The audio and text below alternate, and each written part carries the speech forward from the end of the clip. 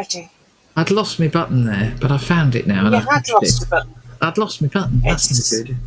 It's not a good thing to lose your button, but episode 60.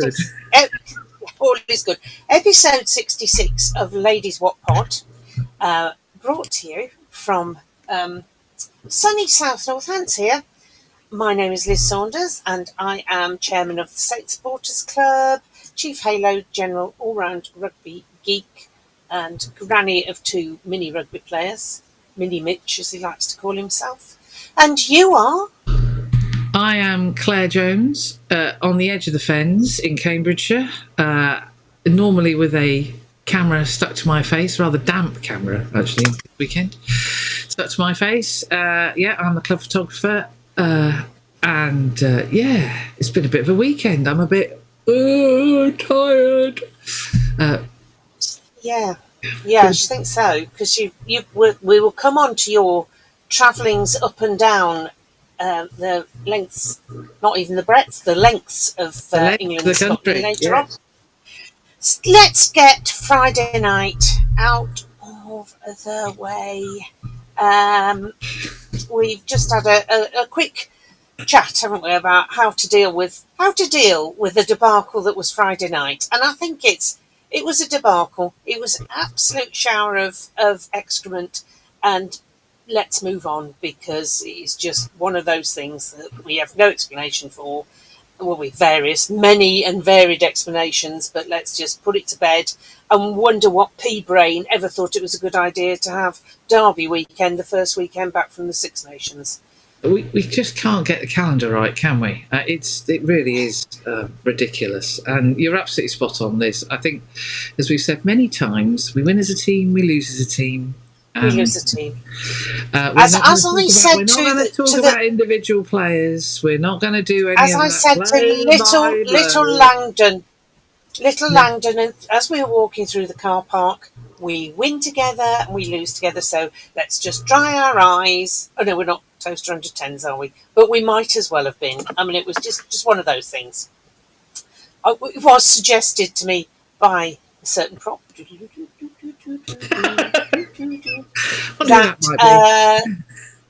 Yes, I can't even remember what he suggested for post-traumatic stress, but when I said, well, would gin do, he said yes, he thought so, and I did remember, and I did drink some gin, and it didn't make me feel much better, to be honest, but I'm all right now, over it now. So I have to say thank you to a lot of people who came to visit me during the game.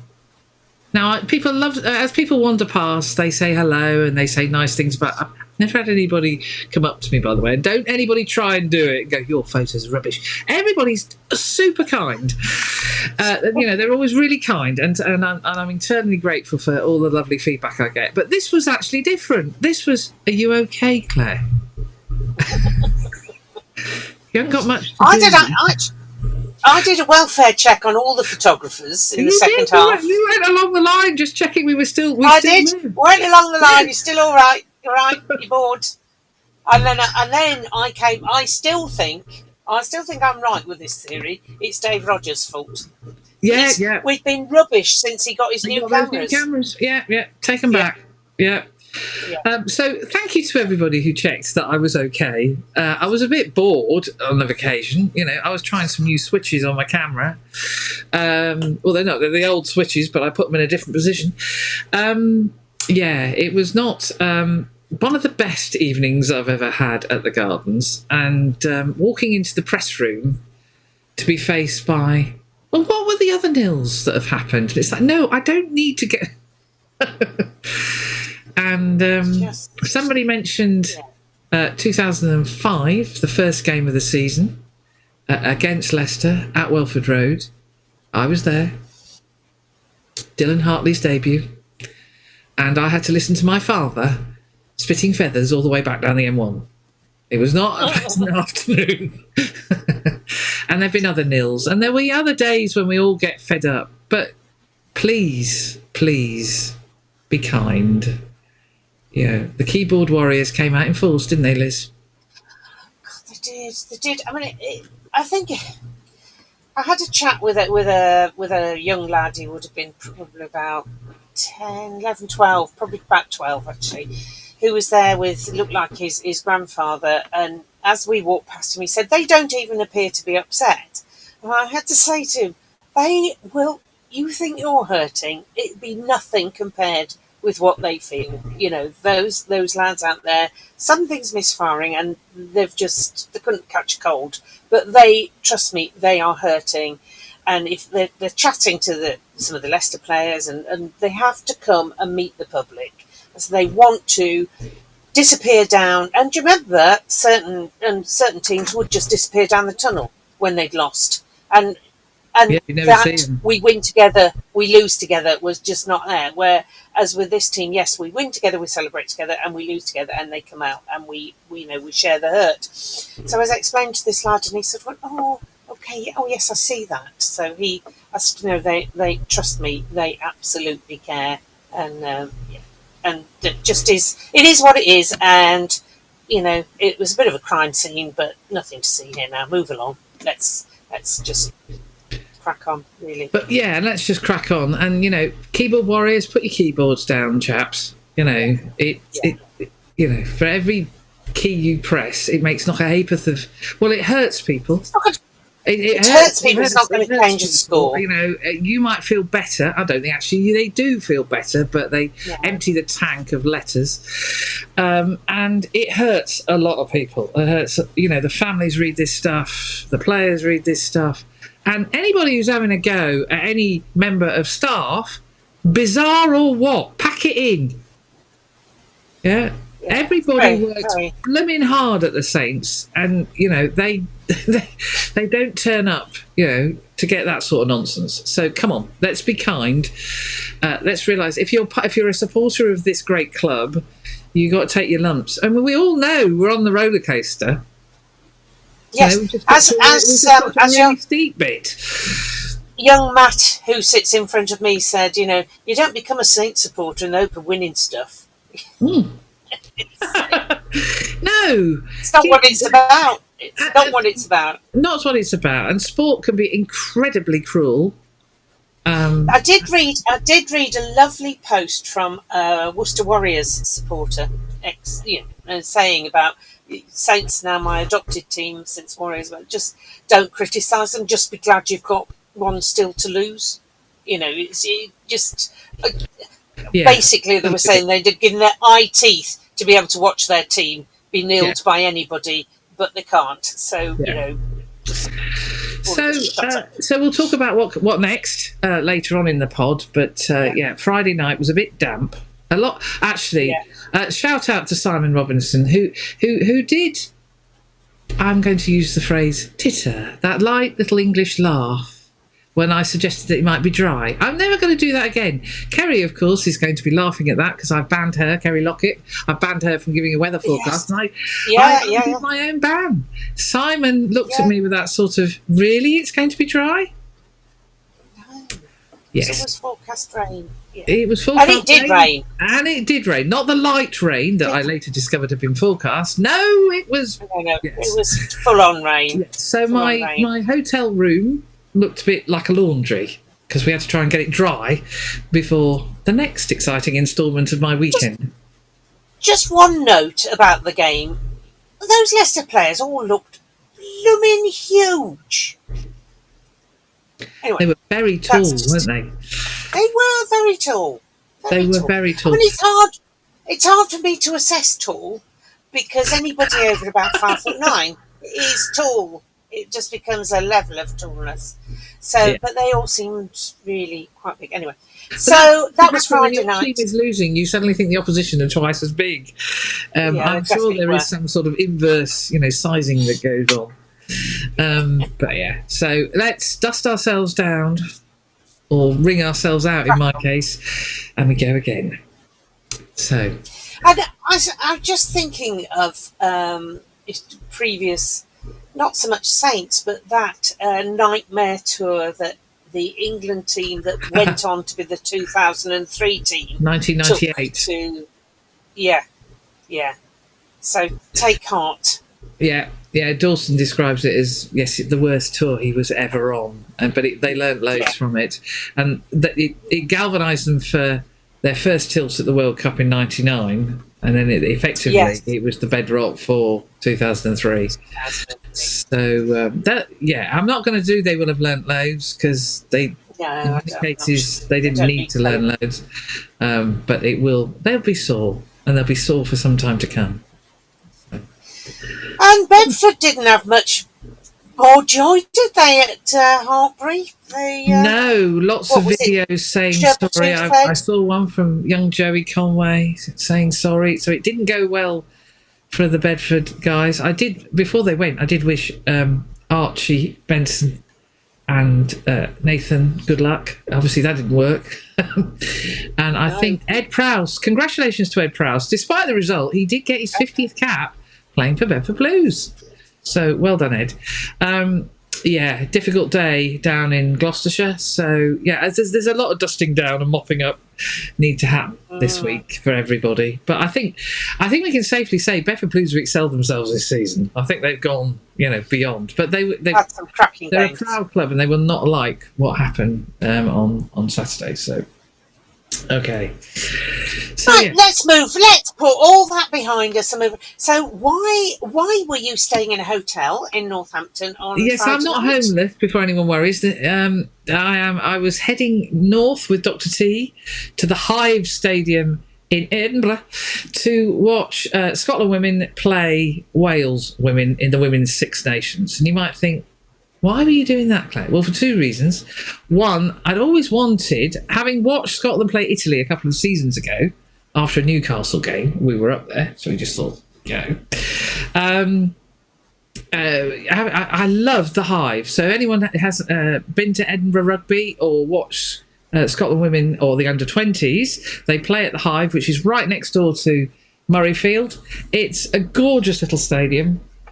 I imagine every time it'll become less temporary. It's basically a set of temporary stands at the moment. But it is very compact. The crowd are great. Dr. T reminded me that the sight lines aren't good if you're sat in the stands, because if they do one of those, big spiral ball kicks, you watch the ball go up and you wait for it to come back down again, because you can't actually... So, I was fine where I was, sat pitch side.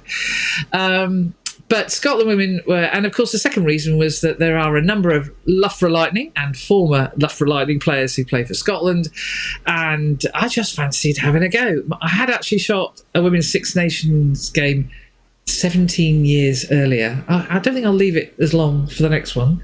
This one was the Red Roses, when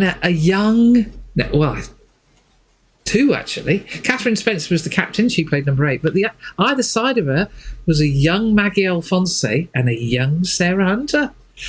Katie McLean was, who wasn't double-barrelled in those days, played fly half, and it was a cracking game, which I think England won something like 55-0. But really enjoyed it. But 17 years later, I headed to the Hive, and it was lovely. It was lovely being greeted by Rachel Malcolm with a hug. That was very nice, as they were doing their pitch walk beforehand. That was lovely. But it was just really, really good fun. You sent me a message, rightly, because it did get a bit damp in the second half. That, I was a bit worried about you. You might have drowned. Akin to Coventry. No, it wasn't quite as bad as the weather was at Coventry, but it was blooming wet. But to the extent that my poor old baseball cap was dripping, because stupidly, again, I'd misread the weather and put my baseball cap on rather than my woolly hat. So it's it was a great afternoon of rugby. I think Wales. So Sean Lynn, ex of Gloucester Hartbury, has become the coach for Wales. And you could see the Sean Lynn fan club came up from the Stonex where they were last week. They obviously trips away, and there was a whole bunch of them that had come up to the Hive to support Sean, not Wales, Sean. So it was a great afternoon of rugby, and I've thoroughly enjoyed it. And I think that's where we're going to draw our Ladies Wot Pod Player of the Week and Sgt Wilson Award, aren't we? Rather than we are because we're not bothering with Friday.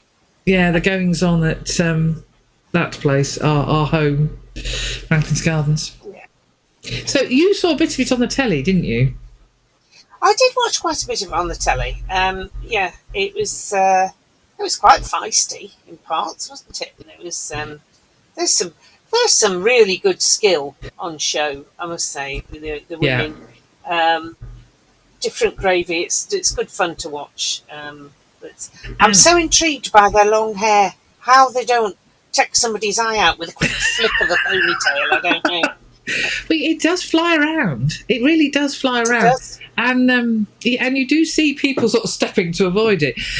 So long hair can be a bit of a hazard. I think Scotland... we're going to talk about refereeing in a minute because it was a very weird weekend for referees. It was a very odd weekend for refereeing, and it's not for the good of the sport. But both teams, there were a lot of women with long hair. It's obviously a thing amongst women rugby players. But it makes them much easier to recognise. So for a photographer, it actually does help. When if you've got long hair and short hair and scrum caps and not scrum caps, it does make it easier to recognise who's who. But I thought they all played brilliantly. Some really complex plaiting stuff going on. Oh, braids through the hair. The front row particularly. Ms. Belisle had some particularly braids through the hair. Very. It must take out. Well, don't the Love Frat team have a podcast? One of them. Is it called the Braiding Pod or something? It's got got a reference to hair in it because hair in for female women rugby players does play. I imagine quite a part of getting ready. But anyway, so Dr. T's observation, having been up with me 2 years ago, he said the standard of rugby has gone through the roof compared to where they were 2 years ago. The skill levels, I mean, given the weather conditions were awful, the skill levels were brilliant. It's played at pace. It's great fun. It's played in, although it's played in good spirit, but we'll learn more about that in a minute. But the skill level and the thing that's most improved is kicking, and Helen Nelson is the perfect example of that. Nelson's, I just think her kicking is. I've seen her do it for Lightning, and it's just beautiful. Yeah, beautiful. Yeah, yeah. So Ladies Wot Pod player of the match. Have you got a choice? We can't go with Helen Nelson, young Helen, because who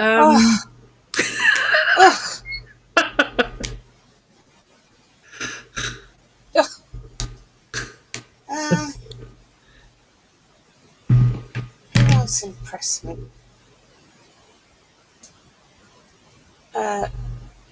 There were some really good backs performances, I thought. Yeah, I think the obvious one is, I'll just check it is who I think it is. That's the problem. I don't instantly. Emma Orr scored a real poacher's try in the second half. Oh, she did. Yeah. I mean, that was, and she was a menace. All her and Helen and the other centre, Lisa Thompson, combined beautifully. They were absolute menaces in midfield throughout. I think actually it has to come from the backs, because the backs just play some beautiful stuff. I mean, the forwards were blooming hard, but I think it has to come from the backs. Helen was clearly... And in those conditions. Some of the handling, given what they were having to put up with, I thought was just outstanding.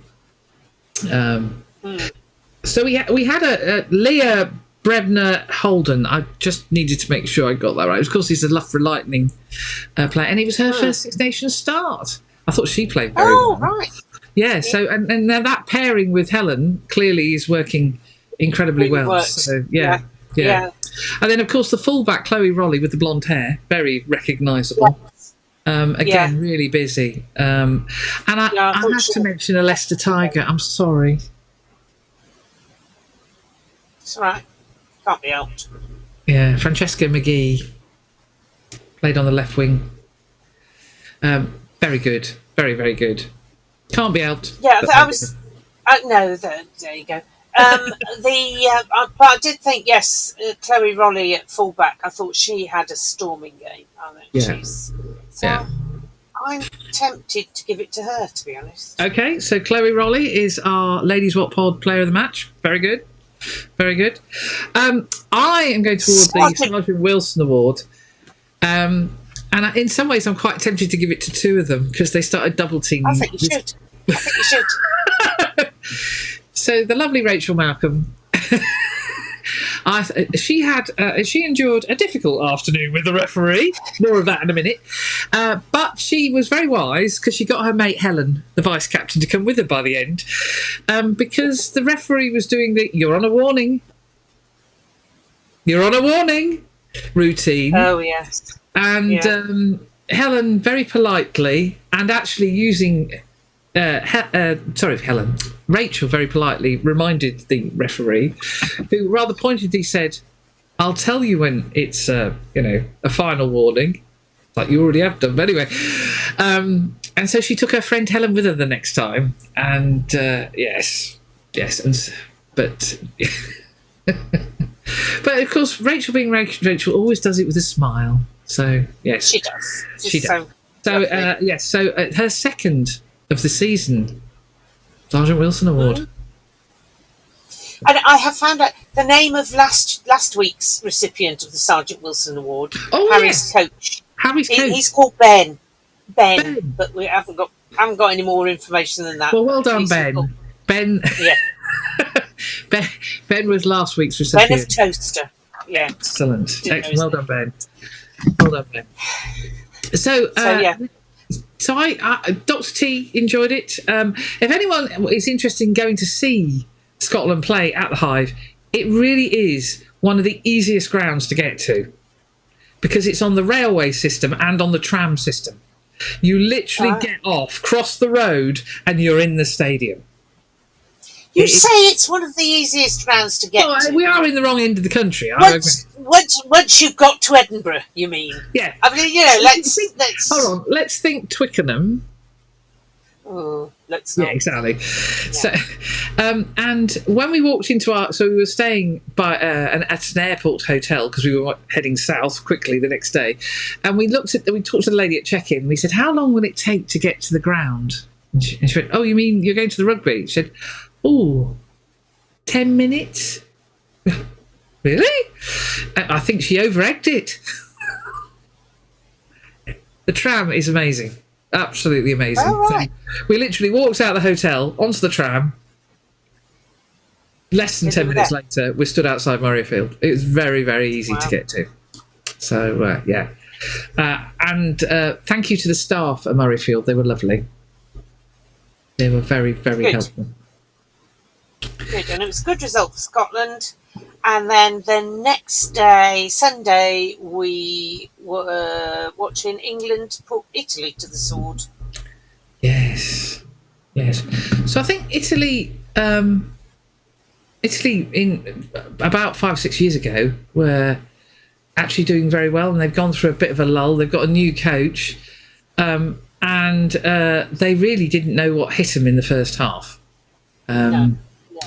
They got blitzed by England, who were playing certainly in the backs. They were getting quick ball from the forwards and through the back, courtesy of our dear friend Helena Rowland, who was playing 10. It was all working really, really well. Another strange one with Emma Singh at fullback doing the kicking. Anyway, whatever. That was a bit weird, but anyway. And it was all going very, very smoothly. And they went into the hutch 33-5. Was it 33-5 up? Yeah, I think it was 33-5 up. Yes, yeah. And then John Mitchell, it was his birthday, so maybe he took liberties, decided to change the tactics. Gone dizzy from blowing out candles, probably. Yes, he tried to change tactics. And I didn't understand the tactics. Neither did the commentary team. So it all went a bit sludgy in the second half. Italy found their feet and started playing very well. And so nothing happened until the 78th minute. I say nothing. We'll come on to the refereeing in a moment. But, so 38-5 it ended. But it was a good blow. It was a good run out for play. Shout out, if we were going to do player of the match for this game, Lily Hive's champion. She's old beyond her years, that girl. Okay. The line out, I mean, her carrying was brilliant. The line out was secure. She just had a really good day at the office doing, that stuff. Dr. Jones came up with something interesting, an observation. Oh, yes. He thinks that Emily Scarrett plays for the Red Roses the way that Fraser plays for England and the Saints, as in the glue player.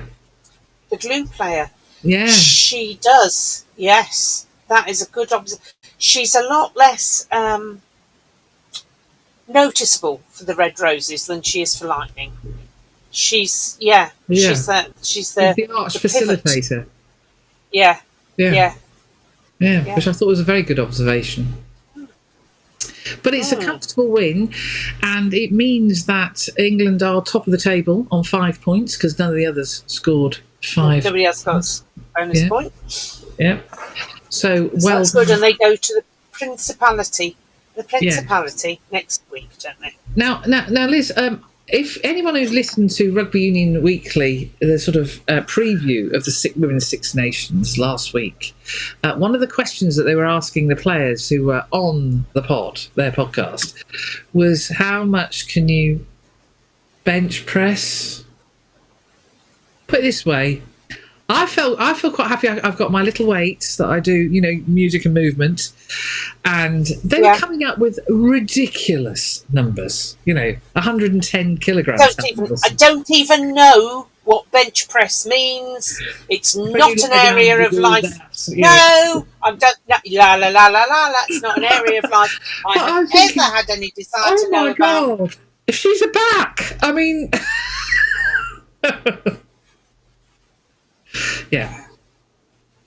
Yeah, and she likes being in the gym. It's like, I don't understand. Yes. No, that's whole area. No. Anyone who thinks these guys, these are, wow, is all I can say. A good start to the Women's Six Nations, and they're all off. So Scotland are off to La Rochelle. Lucky them. A grudge match against the Old Alliance, apparently. The Old Alliance, aye. And Wales entertaining... Tea department. Tea department. Hello, IT department. There we go. Top tea delivery. He said hello. He says hello, Claire, very quietly, because she knows to draw attention. Yes, he's not falling down the stairs this week. Thanks, darling. No, not so far, no. The plumbers, we've not got the plumber in either, so it's all good. Oh, that's good. That's good. It's going to be an interesting round of matches next week. Yes, yeah. So now we need to talk refereeing, don't we, Liz?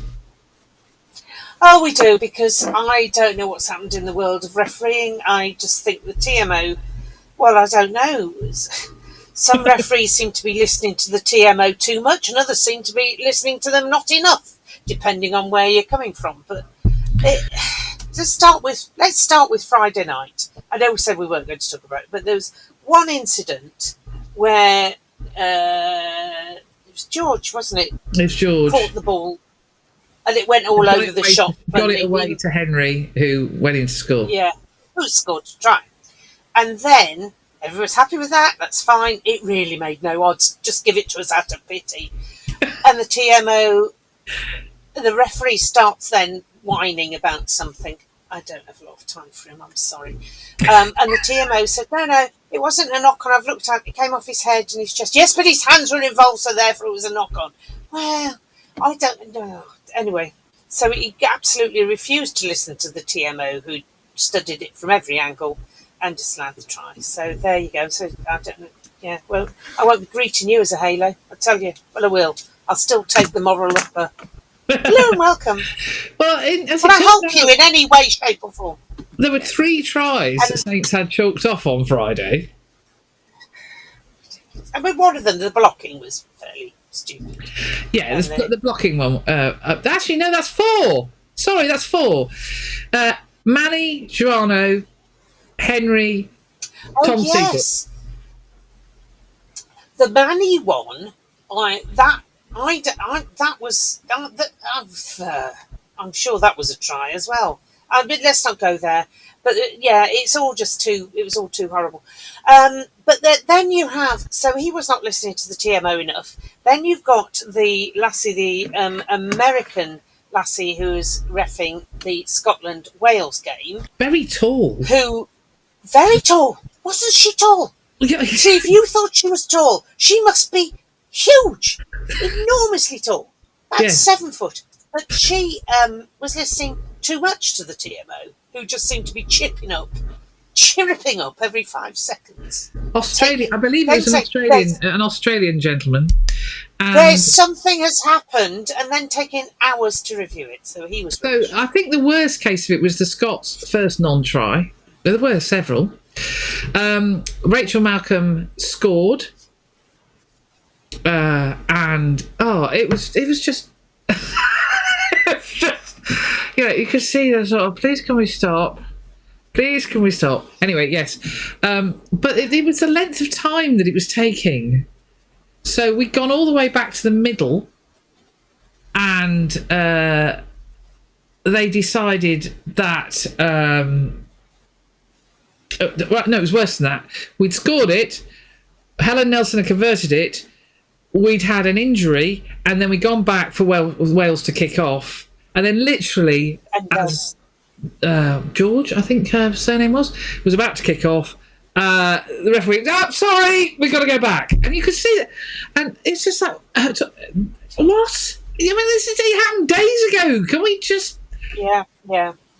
There comes a point where you just have to let it. If it's not that obvious that you have to forensically go frame by frame, then just let the bloody try score. But then we had red cards. We had red cards, yellow cards that were in the bunker and went to red cards. It just seemed to take hours to play the game, as we endlessly reviewed. And bless her heart, the American referee, whose name I need to look up, had to explain to the crowd. And the crowd, frankly, didn't care.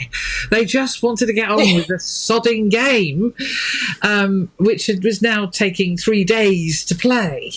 It was just ridiculous. And I get this thing about the ref explaining to the crowd what's happened. Could be, you think, oh yes, that will make more sense. I don't think it does, because it just slows it all down while they have to go, yes, on me now, yes, I'm ready. Yes, and back to the stadium, back to here, back to there. Meanwhile, the crowd have passed out. It was Kat Roche in Edinburgh. So I felt really sorry for her, because the number of times she got hauled back for an explanation about something was just getting ridiculous. And then we had a succession of yellow and red cards. Now, remember, I had this theory last season that women's rugby is refereed more harshly than men's. I go back to that assertion, because we had 3 red cards in 2 games. Yeah. These were not dirty games. These were not, and they weren't unskillful games. The worst one, which you spotted, was Gallagher, who the Scottish number 8, who was done for falling on an opponent's leg. Lower leg. So she was over. It was like she was over trying to jack over the ball. It was like a right mess, and she then tipped over and sort of her weight went on this other woman's leg. No harm done, no danger. She wasn't travelling at speed, because she'd just been sort of over the ruck and fell over. And the reason why she fell over was because another Welsh woman had pushed her. So she then got a red card for dangerous play when it hadn't actually been her fault, because she'd been pushed anyway. notwithstanding that. But how come Anton Dupont, who is out of the game for God knows how long, two Irish players, Hive and somebody else, not even cited. Just a rugby incident. Just a rugby incident, says Angus Gardner. So, I mean, please, can we have some consistency? I mean, there were a lot of youngsters at the game on Saturday, and they would have not understood one iota of what was going on. We don't want violence. It is a collision sport, and we don't want thuggery in the sport. But that was not. I mean, it was nowhere. Absolutely wasn't. Absolutely wasn't. The issue is the number of times TMOs are stepping in. We're not consistent. In our game, the referee was ignoring the advice of the TMO. In the two games, I mean, the nonsense at York was worse. So the lovely that poor referee, a fantastic referee, had to run miles. I mean, I'd love to know how many steps she did in that game. It was quite entertaining. Brian Moore and Katie Daly McLean, who were on the comms, were saying normally it's the fullback that's running up and down and absolutely exhausted, but it's the referee. Oh my God, she looked fairly knackered by the end of it, because in their wisdom, they only had one big screen down one end. And although, as Brian Moore said, you could see it from space, they insisted that every time there was an incident to be looked at, she had to run. The official went all the way down to where it was. And of course, none of the incidents happened at the end where the screen was. and then it's all to me, to you, back to me, I'm on, yes, let me explain. Oh, God, it's just painful. But they've got to sort out that screen, because they're playing World Cup games. I think it's actually on the halfway line, so both time. Anything that happens on the trail line, she's always running back to the middle. So that's why in both halves, she's just constantly running to the middle of the pitch to see what's going on. And they've said in commentary they need to do something about that and get a second screen, even if it's a temporary screen, so the referee isn't covering half of Europe in order to because it was ridiculous. But it does seem, and I'm sure the authorities are going to no, Mrs. Jones, you've got this hopelessly wrong. I did not witness any thuggery happening at the Hive, and yet we had 2 red cards and several yellow ones. And, frankly, it's not helping the sport when half the crowd have got no idea what's going on, and it takes 2 days to play a game. Sarah Orchard actually said something interesting. She said you can always tell how difficult a game has been and how long a game has been to play by the amount of time that the broadcaster has at the end of the game to say, well, that was what a great game that was. And wrap it up and send it on its way. Sonia McLaughlin in the England game had precisely 10 seconds from the final whistle. So, really and truly, we have to do something. The crowd were super engaged yesterday. You could not say the crowd in York were not part of it. We had lots of daffodils in the Hive, and we had lots of cowboy hats in the England game. So everybody was very up. There was lots of engagement. Everybody loves Sarah. I love Sarah Byrne. Who stood to attention during the national anthem, being a fine RAF lady that she is. Yes, so it was. Everybody was engaged. The kids absolutely loved it. It was a high standard of rugby. But seriously, the amount of time we spent, and it's getting like Dr. Jones described it. It's like VAR. You've got a toenail out of place, and we'll have a 2-minute discussion about it. And it can't be like that. It's got to be much quicker. And it's got to be much easier for everybody to understand. Yeah, I agree. Whether anybody will listen to us, I doubt it. Well, you never know.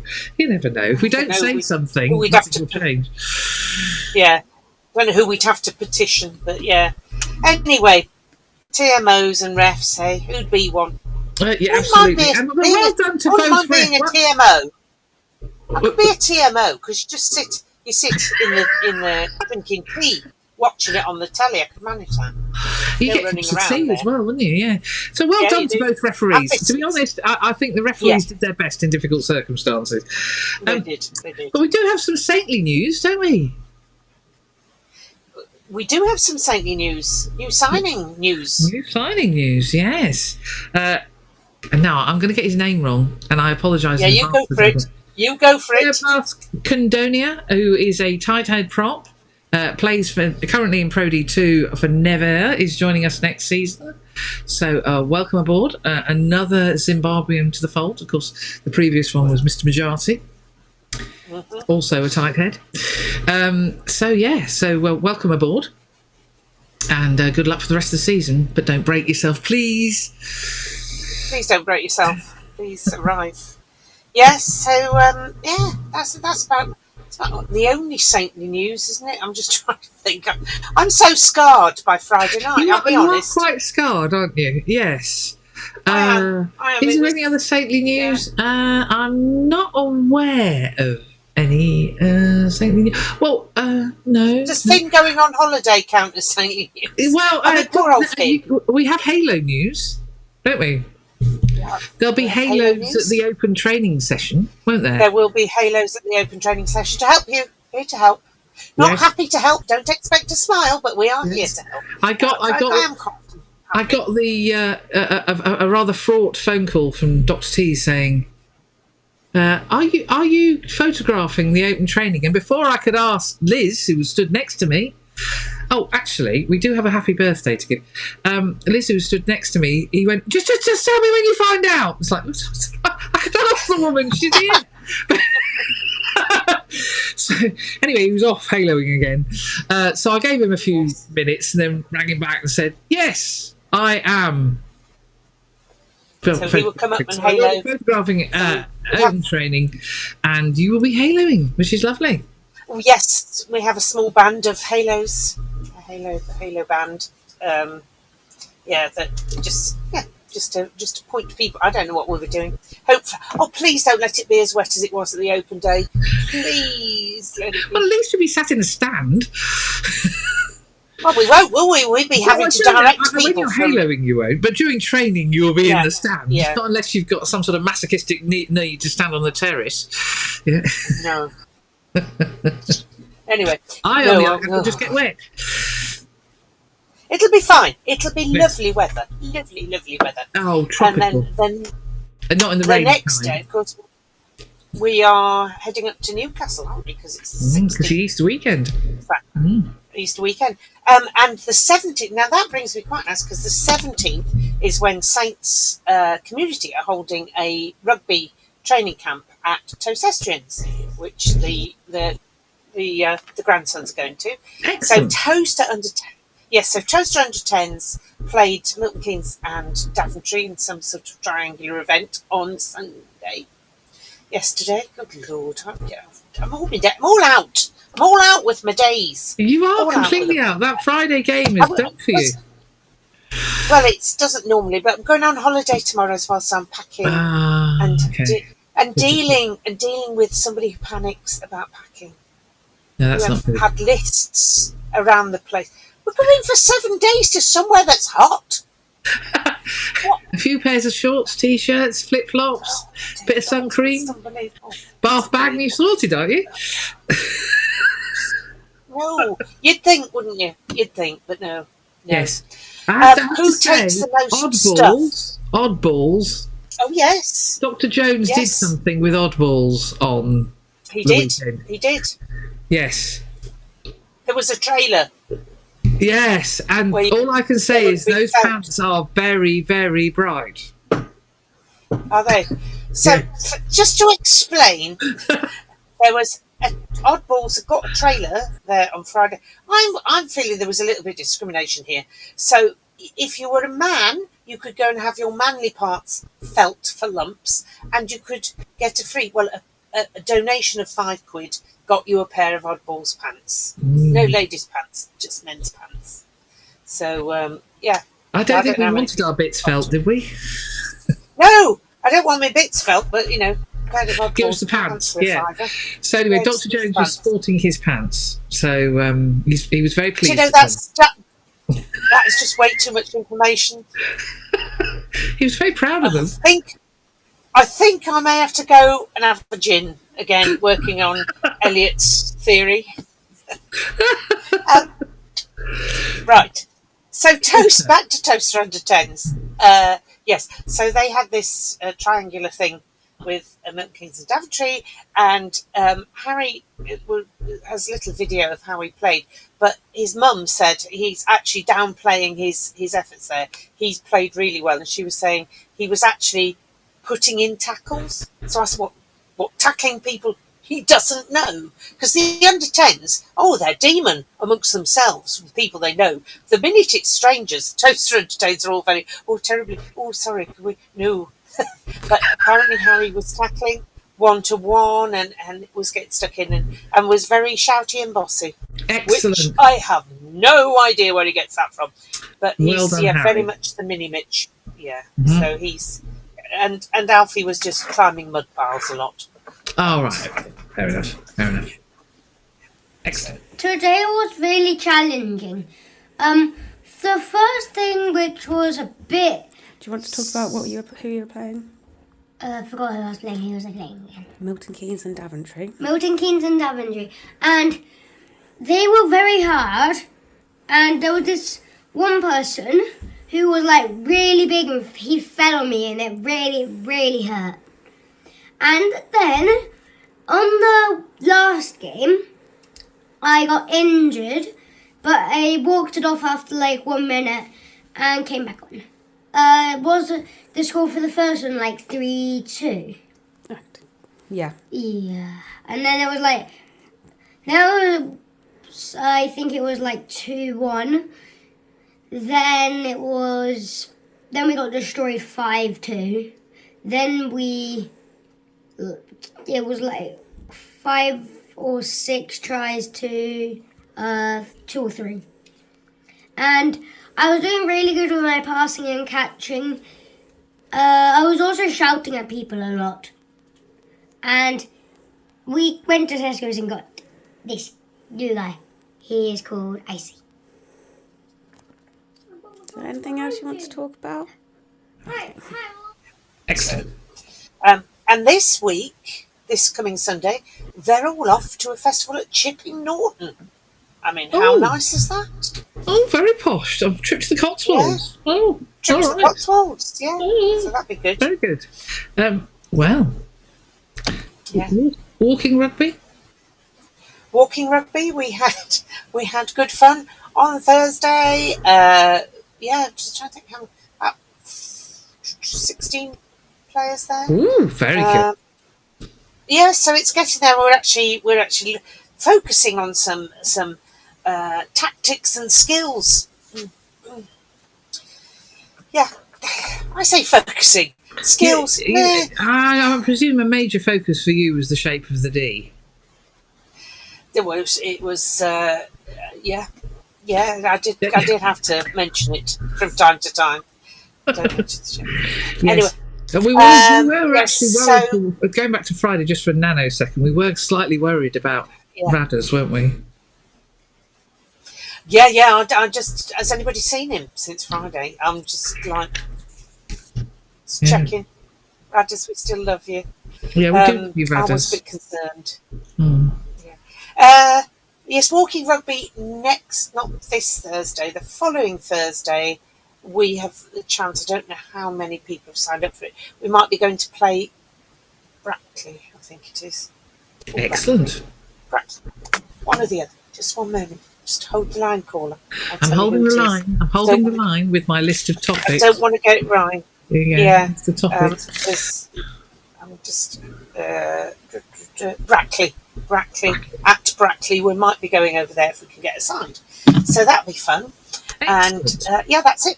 Walking rugby going from strength to strength now. Dr. T, of course, was travelling this weekend, so he didn't walk in rugby. Travelling, so yeah. So it's good. It's good. A good laugh. That's and that was not a forward pass. It was a try, Callum. It was a try that I scored. You only disallowed it because you could. Are we having another TMO moment here, or is this the ref? Yeah, we are. The joys of sport, eh? Well, it's one thing. the TMO's given us is yet another thing to argue about in the pub. Anyway, so yes, Saint Supporters Club, you had your meeting last week. We had our committee meeting last week, and we're putting plans in place, getting ready for the poll for Player of the Season, because of course we are into April next week, and then we'll, that'll be done, dusted, and we'll be into May, and we've got to award it to somebody. Don't vote for the tall ones. Don't vote for the tall ones. So, Jake Garside, here's your moment. Yeah, pretty much. But no. So we did decide, because in the past it's been open to anybody who's played for Saints, even if it's only been 10 minutes. But because we thought and I thought that's a bit weird. And Lightning, when the club did it for Lightning, our sponsored one, they said it's for players who've played for more than 5 games, and so we're looking at doing the same. But so that it just narrows the field a bit, rather than spreading all the votes over however many. So we'll wait and see what happens with that. So and that's a bit of a feedback to the club about reselling season tickets, and that's really not very easy on the website. But when you've got a ticket, you want to sell it on somebody. Yeah.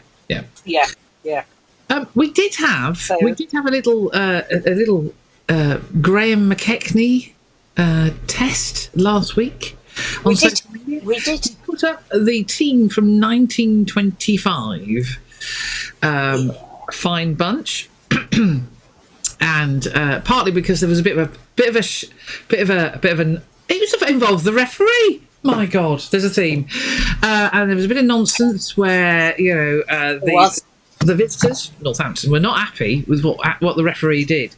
But Graham was rightly pointing out that Blackiston, Freddie, was in there, and then he set me the question that there were 7 Northamptons in there. Now, I didn't read the question quite closely enough, and Graham was being a bit naughty. He was. So he asked me who were the 3, and I went with "You're Albert." Oh. A chap called Binion. A chap called Binion, who played over 100 times, 120 odd times for the club, and then a guy called Willett, because there was a guy who was sat in the second row who looked remarkably like Willett, but it wasn't. No, Graham, you naughty person. It was a chap called Les Barnes who was sat in the front row. And if you look at the photograph, he's turned at a funny angle because he had an injury to his face. Yeah, so he had an injury to his face. Liz demonstrated perfectly there for those of you on Spotify. You'll have to come and have a look. But I thought, you horror, McKechnie, you absolute horror. But then I did a bit of research about Mr. Barnes. He's Major Les Barnes by 1932. So he stayed in the Northamptonshire Regiment in the Territorials. Right. Even though he was an official at the club, he was still associated with the British Army. So well done him. He was a major by 1932. So well done him. But that was a naughty question there, Graham. But an interesting one nonetheless, that even in 1925, the referee was a hot topic. Yeah. I lost interest. Once I saw my Albert was there, that was it, really. And smiling as ever. I mean, the thing about Albert Luck is any photo you see of him, he's smiling. And of course, it's at a time when you didn't smile in photos. You sort of sat and tried to look, cool, or whatever they call it then. And not Albert, he was grinning from ear to ear. So what a fine man he was. And not far off his retirement, because he'd retired 28, 29 season. Yes, I think you did. Yeah. So there we go. Yeah. So the season isn't over, is it, everybody? We've still got more to play, and we get the joys of the Salford Community Stadium this weekend. Well, you do. I'm sunning myself in Tenerife. And some of us will be being rained on from a great height at one of the more bleak stadiums that we go to. We have one there. Just remind the only thing it has going for it is that you can walk all the way around it underneath and stay dry. Yes. And the food. Well, it has a look of Franklin's Gardens about it, because you can do exactly the same at the gardens. So you think you can walk all the way around? It's a similar front. It's a similar front. No, but under the stands, can't you? You go. Oh yes, in the stands. You can. Yeah. But yeah, it's a difficult place on a Friday night to get to. So thank you for that, fixture monitors. I do realise that obviously Sale like playing their games either on a Sunday afternoon or a Friday evening. So it's hence the choice. But I could have done without it. What it does mean is that I get to go to Dr. T and I get to go to Goldington Road and see Sherpa 2, and the Bedford Blues boys will be playing Cornish Pirates. Arr! On the slope on Saturday. Hopefully. They do so well, those pirates, don't they? Considering so many of them must have a peg leg and the others have only got one eye. I think they do fantastically well. And the parrots. They are. They did actually have a player called Johnny Arr, didn't they, for a while? They did. Didn't he play for Worcester or something? Anyway, yes. Something like that, yeah. And it's always a good game between the two of them. So I'm hoping that the Blues bounce back from their horrors on Saturday for a good game this Saturday coming. Yeah, it'd be nice to see some boinging back all round. We need to boing back all round, yes.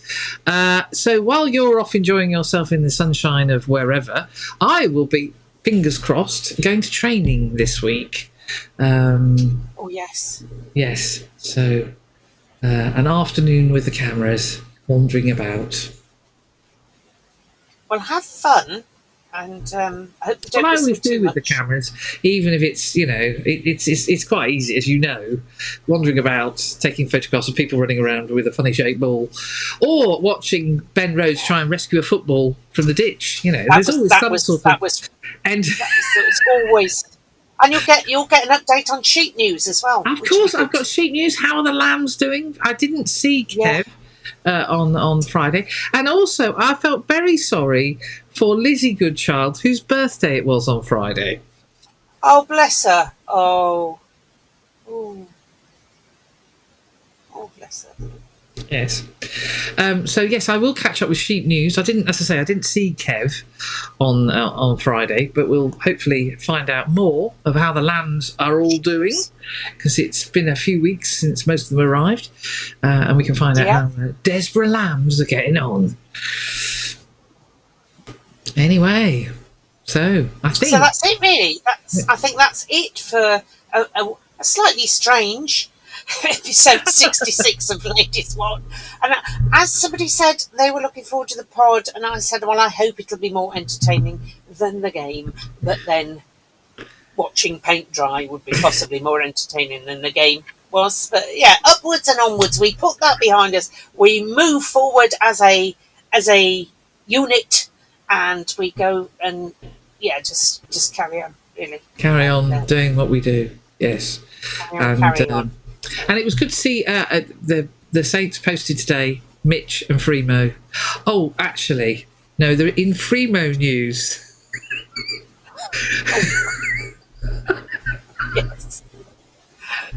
Oh yeah, well, let's end on a Freemo precious. As you know, everybody knows, we all love Freemo. Freemo is a wonderful player and a lovely human being. He's just one of the nicest men you could possibly meet. But there are moments, there are reasons why he won last season's Private Pike Award. When he transcends special, really, doesn't he? He transcends special. So, whilst with England and while standing in his, they stand in those ice bath things with his towel wrapped round him. He was asked whether he was looking forward to going to Wales. And then the person said, because you thought we were flying, didn't you, Freemo? From Reading. From Reading. Yes, just... Anyway, yes, I thought we were flying. And then he uttered the words which you really couldn't believe that anyone would do it. And he said, do you need a passport? Oh, I have a story of an old family friend back in the 50s, Peter Robbins, and he was captain. he was playing for Oxford University. He went on to play for England, and he was playing for Oxford University, and they were going for a Easter tour. But everybody went. I mean, you couldn't move in Wales at Easter without falling over a touring side. In South Wales, was there any room for any ordinary people? No, there wasn't. It was just touring rugby teams. So they were there, and they were giving. They got a South African or Australian with them anyway, one or the other, and as they got past Reading, so to Swindon way, Robbins was walking down the bus saying to everybody, "Got your passport? Got your passport? You'll need a visa. You've got it. Fine." Going down the bus and got to this Australian, South African, whatever he was, and said, "So you got your passport?" And he, no. No. And he said, "Well, going to a different country, and in fact, you probably need a visa because." So he said, "It's all right. Don't panic." And we did have a bit of trouble at customs last year when they found some gin on the car. Don't worry. We'll put you in the boot. We'll stop and put you in the boot, and we'll smuggle you out. So they stopped at wherever, I don't know, whichever way they would have been going, and put this guy in the boot, and then drove on a bit, and then stopped, and they were giving a Welshman a lift home, so he played the part of the customs officer, came along, banging the side of the coach, the way they do. Is everything no gin this time, is there? Nothing you shouldn't have here, is there? And they went, no, it's fine. Anyway, so they all got back in the coach, drove over to the border. So they must have gone through Chepstow, over the border, and stopped the coach and lay by. Open the boot. And there's no sign of this bloke. But the kit is everywhere. And an explosion in the kit hamper. And he was hiding in there. And they said, "Come on, you're all right." Right, okay. So, but it didn't end there, because they went on to play. They were playing Cardiff or somebody. And this guy got injured, and had to be taken to hospital. Yeah, so he'd done his shoulder or something, and had to be taken to hospital. And so he's in the hospital in Cardiff Royal and wherever, being absolutely panic stricken. And he's saying, "No, I've got to go. And they say, "No, you can't. You can." No, you don't understand. My passport's back in Oxford. I'm an illegal immigrant. My passport's back in Oxford. So, yeah. Oh well, Freemo. But at least at least because he wasn't actually British, he had an excuse. I think poor Freemo, bless him. Yeah. I was going to say, has he not met Kerry Lockett? I mean, oh bless. The Freemo. The comment I liked was when Satan put the photograph of Gus giving Finn a big hug, and the strapline was when you haven't seen your bestie for a few weeks. Freemo put, I'd just like to say, it's not his bestie. Oh, Freemo, we love you so much. Don't never change. Never change, Freemo. Never, ever, ever change. You're wonderful, and a wonderful rugby player as well. So, yes, indeed. Yeah, so thank you, on Freemo, that note, for cheering us up again. Yes, well done, Liz. On that note, we will say goodbye, and I will hopefully be in sunnier climes if we've got Wi-Fi and stuff. To do a pod next Monday. Yes, pod next Monday. And is Jimmy going with you, or is? Yeah. No, he can stay and guard the house. Oh, right, okay. So it will be a pod where Liz is in foreign climes and I'm in Cambridgeshire. Bye, everybody. Bye, everybody.